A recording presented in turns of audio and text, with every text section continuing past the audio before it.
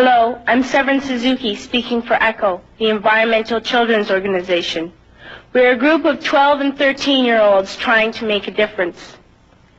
Vanessa Suddy, Morgan Geisler, Michelle Quigg, and me. We've raised all the money to come here ourselves, to come 5,000 miles to tell you adults you must change your ways. Coming up here today, I have no hidden agenda. I am fighting for my future. Losing my future is not like losing an election or a few points on the stock market. I am here to speak for all generations to come. I am here to speak on behalf of the starving children around the world whose cries go unheard. I am here to speak for the countless animals dying across this planet because they have nowhere left to go.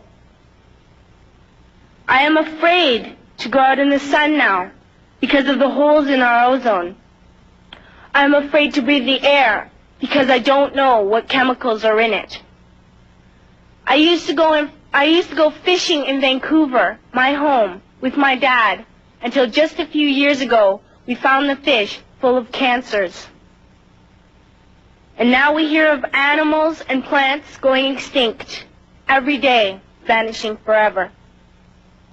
In my life, I have dreamt of seeing the great herds of wild animals, jungles and rainforests full of birds and butterflies.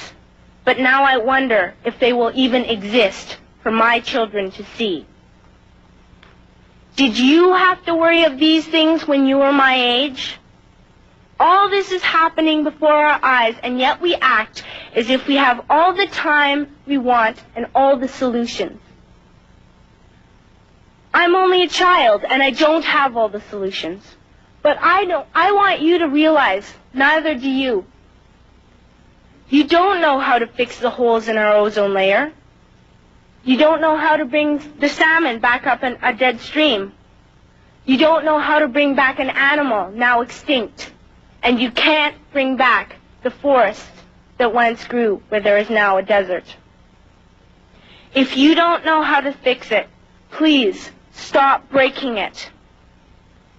Here, you may be delegates of your government, business people, organizers, reporters, or politicians, but really, you're mothers and fathers, sisters and brothers, aunts and uncles, and all of you are someone's child. I'm only a child, yet I know we are all part of a family. 5 billion strong. In fact, 30 million species strong. And borders and governments will never change that. I'm only a child, yet I know we are all in this together and should act as one single world towards one single goal. In my anger, I am not blind, and in my fear, I am not afraid of telling the world how I feel. In my country, we make so much waste. We buy and throw away, buy and throw away, buy and throw away, and yet northern countries will not share with the needy. Even when we have more than enough, we are afraid to share. We are afraid to let go of some of our wealth. In Canada, we live the privileged life, with plenty of food, water, and shelter.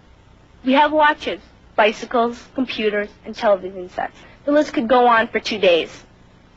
2 days ago, here in Brazil, we were shocked when we spent time with some children living on the streets. This is what one child told us. I wish I was rich. And if I were, I would give all the street children food, clothes, medicines, shelter, and love and affection. If a child on the streets who has nothing is willing to share, why are we who have everything still so greedy? I can't stop thinking that these are children my own age, that it makes a tremendous difference where you are born. That I could be one of those children living in the favelas of Rio. I could be a child starving in Somalia, or a victim of war in the Middle East, or a beggar in India. I am only a child, yet I know if all the money spent on war was spent on finding environmental answers, ending poverty, and finding treaties, what a wonderful place this earth would be. At school, even in kindergarten, you teach us how to behave in the world. You teach us not to fight with others, to work things out, to respect others, to clean up our mess, not to hurt other creatures, to share, not be greedy. Then why do you go out and do the things you tell us not to do? Do not forget why you are attending these conferences, who you're doing this for. We are your own children. You are deciding what kind of a world we are growing up in. Parents should be able to comfort their children by saying, everything's going to be all right. It's not the end of the world, and we're doing the best we can. But I don't think you can say that to us anymore. Are we even on your list of priorities? My dad always says, you are what you do, not what you say.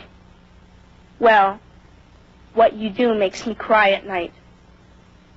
You grown-ups say you love us, but I challenge you, please, make your actions reflect your words. Thank you.